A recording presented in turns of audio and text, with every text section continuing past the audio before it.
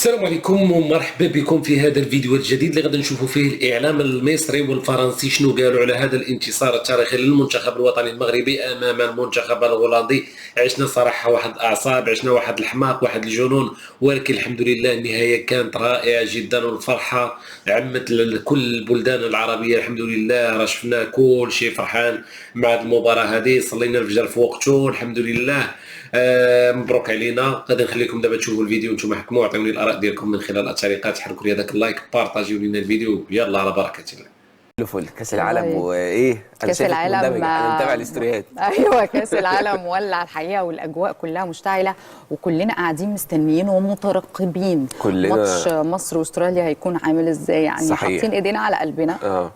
اكيد ما ينفعش خالص نستهين بالخصم خالص ايا كان. لا. ما ينفعش يتقال بقى اصل هو على القد، اصل هو لا، ما فيش الكلام ده. الكاس العالم السنه دي فيه مفاجات، وانتم عارفين احنا بنعتبر صباح البلد مع صباح المونديال حتى انتهاء كاس العالم، فلازم نتكلم على ما حدث في الساعات القليله اللي فاتت. لو كنت نمت، لو كنت ما لحقتش، فخلينا نقول النتائج عشان خاطر نسبه الانهاءات بتقوله ان فعلا هذه البطوله هي بطوله المفاجات. دوري 32 يشتعل ايها الساده. احنا عندنا مفاجات كبيره جدا، جنوب افريقيا وكندا، مباراه بتخلص في الثانيه الاخيره، في الدقيقه الاخيره، في الدقيقه 95 كندا بيقدر ان هو يفوز على جنوب افريقيا، وجنوب افريقيا بنقول له باي باي، هيركب الطياره. فالمنتخبات الافريقيه من بعد 9 منتخبات اصبحوا 8 منتخبات. المباراه اللي بعد كده واللي كانت مباراه بالنسبه لي هي تكتيكيه بحته، مباراه البرازيل واليابان، واللي ايضا انتهت في الدقيقه الاخيره. خدوا بالكم الدقيقه الاخيره دي هتتكرر معانا كتير. احنا بنتكلم على الدقيقه 96 البرازيل بيخطف جون وبيقصي وبيقضي على امال اليابان عشان اليابان هي كمان تركب الطياره. عندنا بقى مفاجات البطوله حتى الان، المانيا وباراجواي. متخيلين المانيا تطلع من دور ال 32 وايضا في الدقائق الاخيره وبركلات الترجيح اقصد، والموضوع متأزم جدا، والموضوع كان فيه مفاجاه لكل الناس اللي بتتفرج. الجميع كان بيقول خلاص المانيا ممكن تطلع بالسكواد اللي موجود، ولكن هذا لم يحدث ابدا ابدا ابدا. طيب الحته بقى الحلوه واللقطه الجميله، ويا مغرب بتعمليها ازاي. ولسه قبل اللقاء كنا لسه بنتكلم مع الساده الزملاء، كنا بنتفرج على المباراه قبل ما نطلع مع حضراتكم على طول. الحقيقه المغرب بيقدم مستوى مش طبيعي.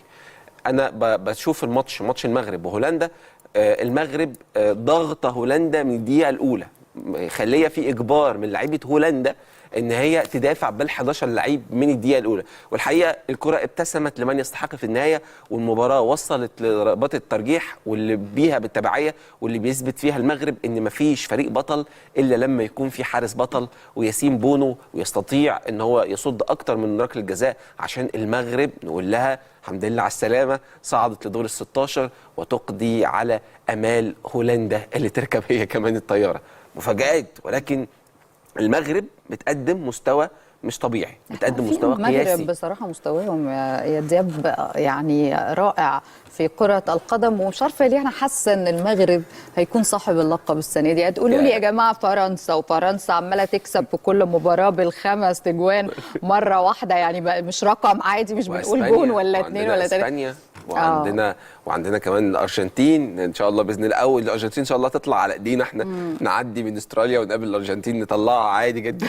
نطلعها عادي جدا. لا على فكره نحلم ليه لا، يعني كل حاجه وارده وكل حاجه موجوده، وبنتمنى يعني ان احنا نوصل ابعد من كده كمان. صح. هو انا بس بدي الحق لمنتخب المغرب. الحقيقه انا فخور اني عربي عشان طبعا خاطر بلدنا مصر، ولكن عشان عندنا المغرب اللي بقى يحط راسه براسه مع اي منتخب. لا بالعكس، المنتخبات النهارده بقى بتنزل عامله حسابها على المغرب ان لا ده فريق ومنافس مش سهل، خصم شرس هيبدا من الدقيقه الاولى انه يضغطك ويهاجم، زي ما شفنا المغرب والبرازيل وشفنا مشوار المغرب على مدار البطوله. انا اتوقع ان المغرب فعلا زي ما قالت نهاد توصل لمكان كبير جدا في هذه البطوله، وعشان تثبت ان 2022 بطوله قطر ما كانش الموضوع بالحظ زي ما قال اشرف حكيمي في المؤتمر الصحفي، واللي فعلا ده بيتم اثباته على امس اقيمت او الامس وصباح اليوم، انتوا عارفين الايام كلها بتدخل في بعض، فاقيمت 3 مباريات جديده في دور ال 32 بعدما كانت المباراه الاولى طبعا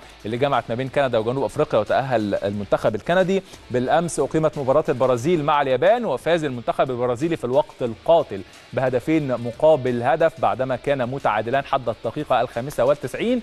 بعد كده المانيا وباراجواي والتعادل الايجابي كان سيد الموقف الماكينات امام المنتخب الباراجواي اللي نجح في التفوق بركلات الترجيح 4-3، ثم الطواحين الهولندية وأسود الأطلس اللي سهرونا لحد الصبح.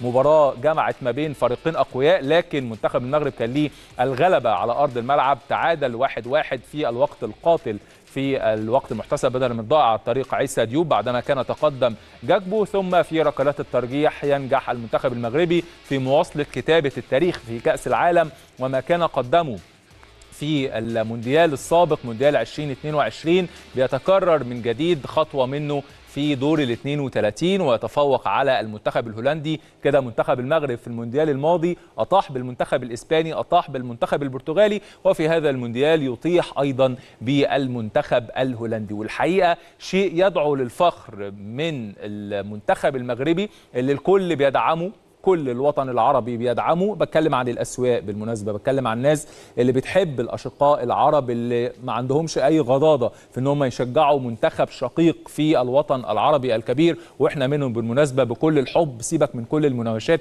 وسيبك من كل الحاجات اللي بتيجي على جنب ما بيننا وما بين المغاربة، لكن بجد وقت الجد إحنا بنكون في ظهركم وبنكون وراكم، زي ما إحنا متأكدين ومتيقنين إن إحنا في وقت الجد الأسواق برضو بيشجعونا من المغاربة وبيدعمونا بشكل كبير، بغض النظر عن القلة هنا وهناك اللي بتخرج عن السياق وعن النسق. فالحقيقة شيء يدعو للفخر ان احنا لما نتكلم عن تفوق المنتخب المغربي وتأهله الى دور ال16 والعالم كله بيتكلم كده بالمناسبة، ان دي ما بقتش مفاجأة. يعني ما بقاش مفاجأة ان المنتخب الهولندي يخرج امام المنتخب المغربي. لما تبص على ما قدمه الفريقان على مدار ال 120 دقيقة، لما تبص ان راس براس سيباري مع نجوم هولندا وكل اللعيبة كل الكتيبة المغربية، الحقيقة لما تشوف التفوق اللي كان على أرض الملعب من لعيبة منتخب المغرب، ولولا الهدف اللي أو يعني اهتزت بيه شباك ياسين بونو اللي هنتكلم عنه بالتفاصيل دلوقتي من جاكبو، كان ممكن المنتخب المغربي يخلص هذه المباراة في ال90 دقيقة، لكن واصل وسابر لحد اللحظة الأخيرة حتى نجح عيسى ديوب في تسجيل هدف التقدم. وكان ممكن كمان كرة في أول الوقت الإضافي عن طريق سفيان رحيمي لولا الحارس الهولندي اللي صدها الحقيقة بشكل غريب جدا، كان ممكن أيضا المنتخب المغربي لن يصل إلى ركلات الترجيح. لكن في النهاية لما يوصل لركلات الترجيح عنده ياسين بونو. ومعنا في الاستوديو للحديث عن هذه المباراة زميلتنا من غرفة الأخبار مها الصالح. أهلا ومرحبا بك مها. أهلا بك وسيم، وتهانينا على هذا الفوز. شكرا لك، ونعم تهانينا لكل الشعب المغربي على هذا الفوز.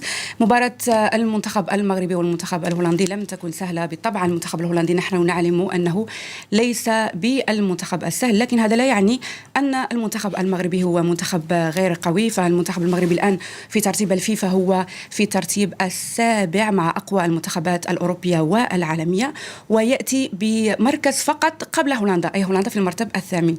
وفي هذه كأس العالم شاهدنا العديد من النجوم المغاربة كأيوب بوعدي الشاب الذي الآن هو محط أنظار العديد من الأندية الأوروبية. هناك بايرن ميونخ، هناك مانشستر سيتي، مانشستر يونايتد، وكذلك بعض الأندية أخرى حسب بعض التقارير الإعلامية. كذلك هنالك إسماعيل الصباري، اللاعب الآن هو اللاعب العربي والإفريقي الوحيد الذي سجل في جميع مباريات دور المجموعات. سجل أمام البرازيل هدف المغرب الوحيد، كذلك سجل أمام اسكتلندا هدف المباراة الوحيد، وسجل في مباراة المنتخب المغربي وهايتي التي انتهت ب4 أهداف للمغرب مقابل هدفين.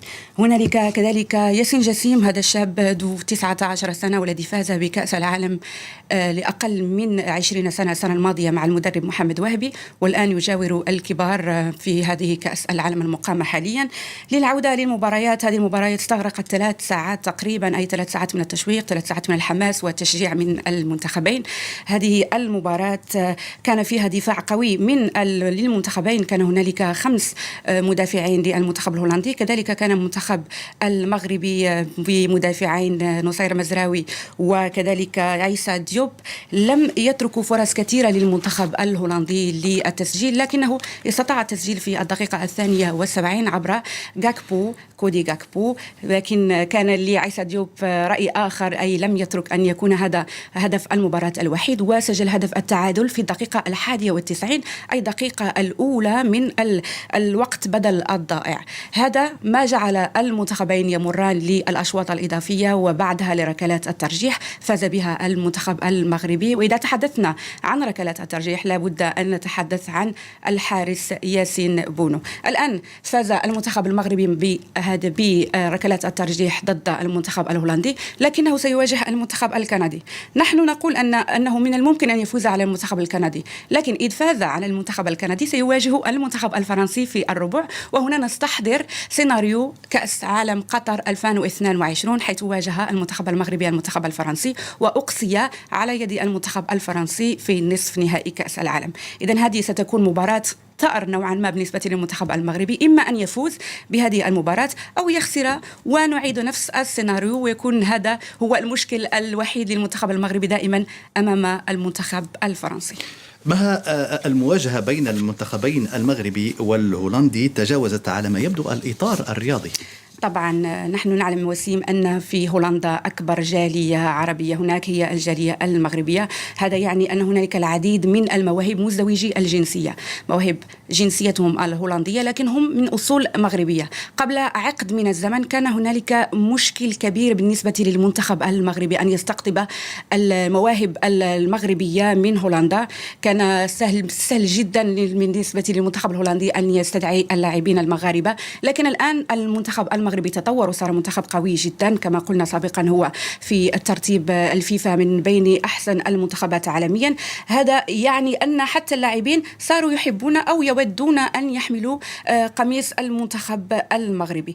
ما الذي جعله ليس فقط مباراة في كأس العالم، كذلك كانت هنالك تصريحات اللاعب السابق أو هو لاعب توتنهام السابق فوندر فارت الذي قال أنه لا داعي للخوف من المنتخب المغربي لأنه فقط اللاعبين أو اللاعب الذي لا تستدعيه هولندا للعب معها أو لحمل ألوانها تستدعيه المغرب. فهذا لا يعني أن المنتخب الهولندي لا يجب عليه الخوف من المنتخب المغربي. وهنا نقول أن هناك 3 لاعبين مغاربة من أصول هولندية في مباراة المنتخب المغربي والمنتخب الهولندي. كان هنالك نصير مزراوي، كان هنالك صلاح الدين، كذلك كان هناك سفيان أمرابط.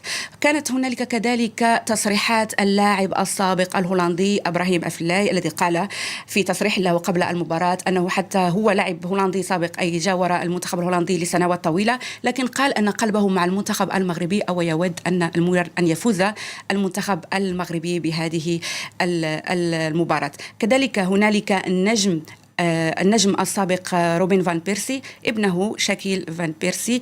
هنالك بعض التقارير الإعلامية التي تقول أنه ممكن أن يجاور المنتخب المغربي قريبا، وهو من مغربية، ونحن نعلم في المغرب الأم لها الحق أن تعطي الجنسية لأبنائها. هذا ما سنشاهده ونتابعه بعد. طبعا بالتوفيق للمنتخب المغربي في باقي مشواره. شكرا جزيلا لك مها الصالح على هذه النافذة الرياضية. أصدقاء ديالي، خوتي المغاربة العزاز الأوفياء، كنتمنى تكونوا استمتعتوا معنا بهذا الفيديو بهذه الفرحة. كنتمنى تعطيونا الآراء ديالكم من خلال التعليقات، والقادم إن شاء الله مازال يكون أحسن وأحسن وأحسن ان شاء الله. اخوان الناس اللي مازال ما داروا لينا لايك ما كرهناكمش خوتي المغاربه العزاز، تحركوا هذاك اللايك، تبارطاجيو لينا الفيديو، تشتركوا في القناه، تفعلوا الزر ديال الجرس باش توصلوا دائما بجديدنا. خوتي المغاربه الاوفياء، تهلاو ليا في راسكم، والسلام عليكم ورحمه الله وبركاته.